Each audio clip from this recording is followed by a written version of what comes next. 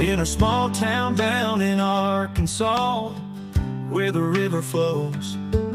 There's a man with a passion that everybody knows. He's got a collection that'll make you stare. Vintage pocket knives laid with tender care.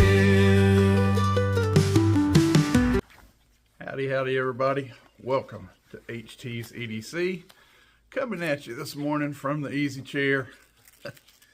And as you can see, my new addition is a ham, and she wants some airtime. If you guys didn't meet her yesterday, this is Miss Maddie. This is my wife's early, well, I won't say the number, I said it yesterday. Very big number, special number birthday for my wife, and this is her present. This is Miss Maddie. Say hello. Hey. And yes, Sean, do not fear. Miss Abby is near. That was almost like Christmas. Never fear, Abby is near. Miss Abby is in her spot, being awesome as always. But this little thing right here is, she is a full-time job right now. But anyway, just want to wish everybody a happy Christmas Eve this morning. Hope everybody is doing well, and got a couple of things to say this morning.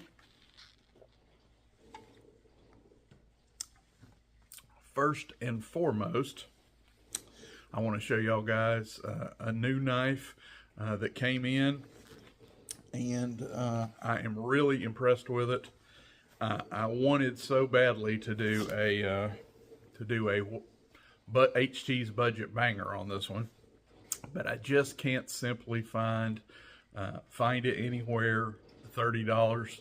It's just over $30. Most places it's $32.99 all the way up to $40. So the rules are the rules. I cannot quite make it a budget banger.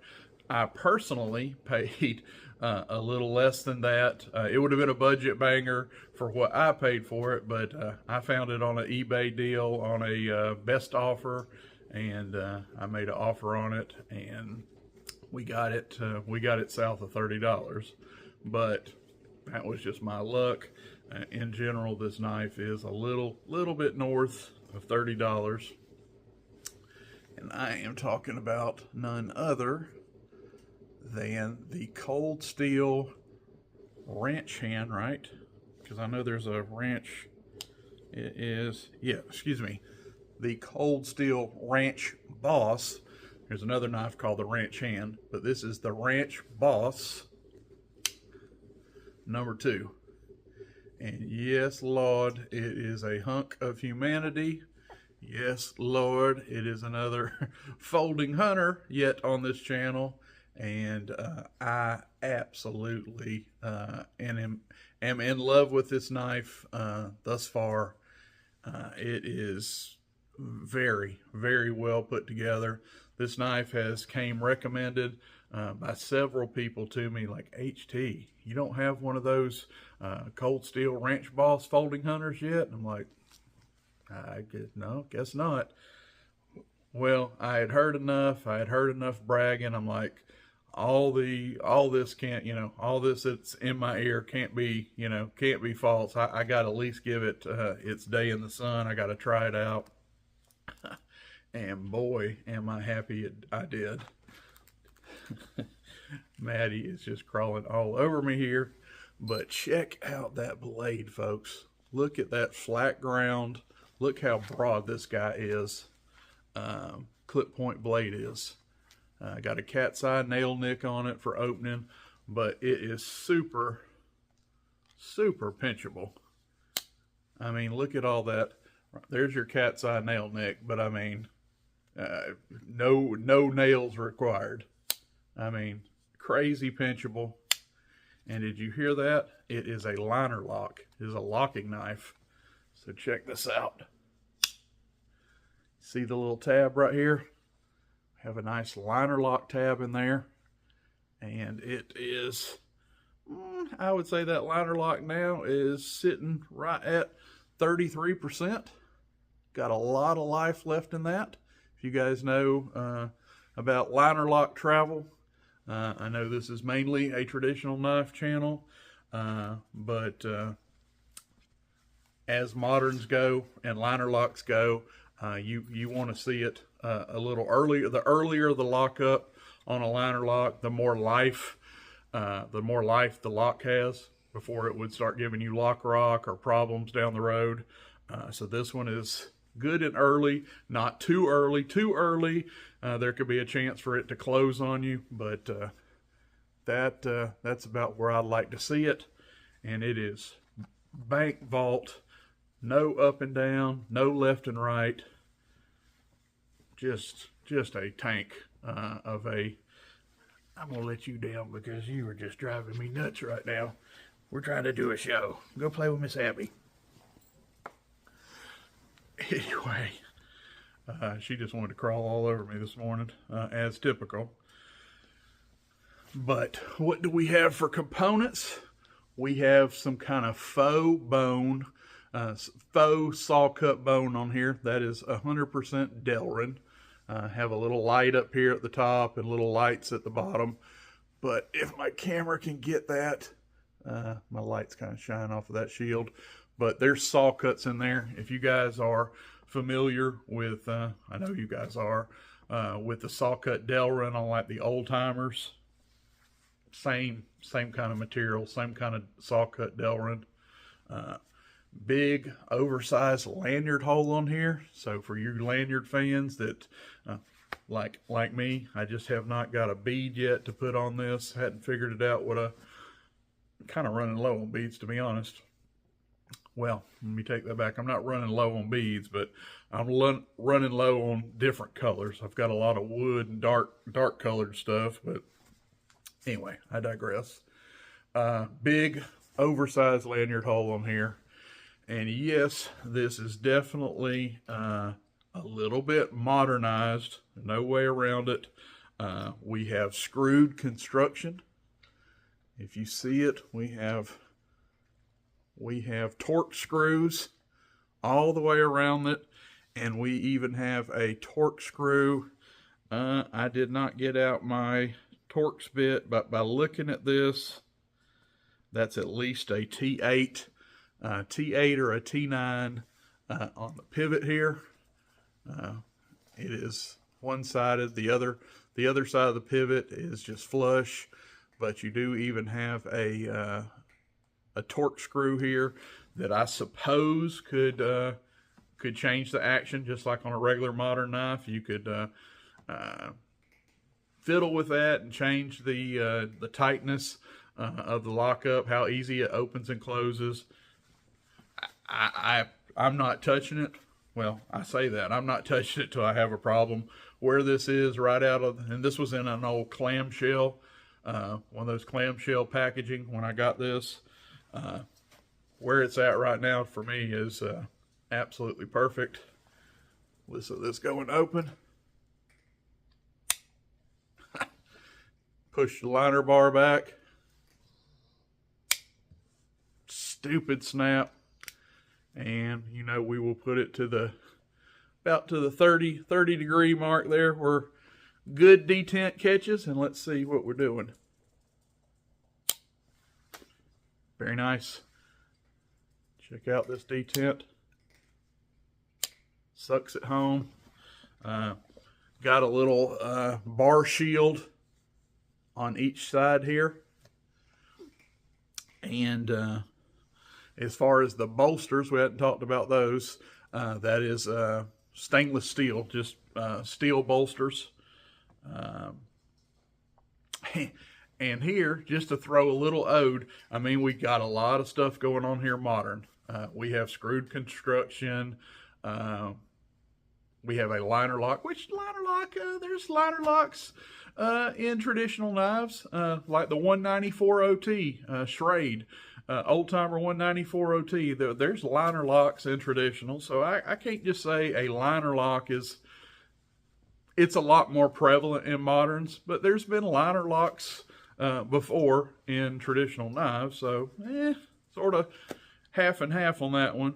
But definitely it does have an adjustable pivot, and it's put together by screws instead of, if I can talk, instead of pin construction as we see on most traditionals. But check this out. All right, this is going to be a double whammy for some. This side of the blade is really cool, and for some of you, y'all are going to, take off, put on your earmuffs and run for the hills. But if I can get this to come through, we say, of course, above, this is a cold steel, and we have China. This was made in China. I know a lot of cold steel stuff is made in Taiwan. Of course, I would have rather seen this one say Taiwan. It didn't. I have heard so many people say, HT, get over yourself. Yes, it's made in China, but this is a beast, a tank of a folding hunter, and you need to try it out. And here I am. So, yes, this is made in China. HT is showing a China-made knife. Okay, that was the part that ran half of you off, I'm sure. But check this other part of this this billboard right here, and it says SK5. If you can see it right up here. Oh, if I get my lighting right. SK5 right under the CO in cold steel there. This is carbon steel. This is SK5 carbon steel. So yes, there is a lot of modern components to this. Liner lock, some screwed construction. But they gave us carbon steel. I mean, it's a folding hunter. This is a single blade, no doubt about it. This is as traditional as it comes. My favorite knife on planet Earth. Let me back that up. My favorite pattern, my favorite knife is a Buck 112. My favorite overall pattern is a folding hunter, and they gave it to us in carbon steel. Little trade-off, little yin and yang there, folks. I mean, yeah, get over some screwed construction and, liner lockish, which, again, liner lock is kind of half and half. But if you can get over the screwed construction and where it was made, some of you, we got a nice, thick, broad, flat grind, stout, and I haven't even talked to you about that blade stock. That is like the star of the show. Look how thick that blade stock is. I didn't finish that thought a while ago. I was on a roll. Yeah, it was made in China. Yeah, it has screwed construction, but it is a folding hunter, which is amazing. The best pattern around in carbon steel. And now we will talk. Look at that ridiculous thick blade stock that takes it, I would say, almost down here to this tip. Look how long you get that blade stock. Thick, thick, thick, thick, thick to the crown. Thick, thick to about right there. And then it starts thinning out where we will have a good piercing tip. But folks, this thing is stout. And it's that thick, so you got the strength and the rigidity in the spine. But they made this knife broad enough, and they put a flat grind that by the time it gets down here to your business end, it thins out pretty darn good. So I'm all in. I am all in. I love it. Got to find me the right bead for it. And yeah, China or not, this is a killer knife. And there is times you can find this knife on sale for like $29.99. Just could not call it a budget banger, but it's a budget banger. Throw $3 or $4 more and get yourself a fantastic folding hunter. But anyway, there's that.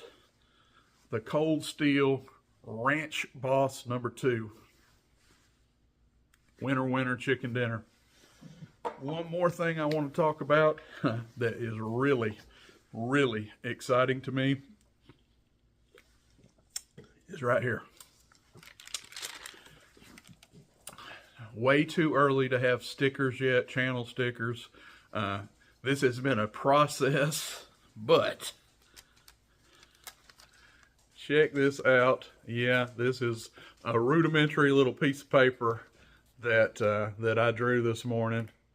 And that is my best attempt right here at a @ that says @ and we have Cross Creek Outdoors.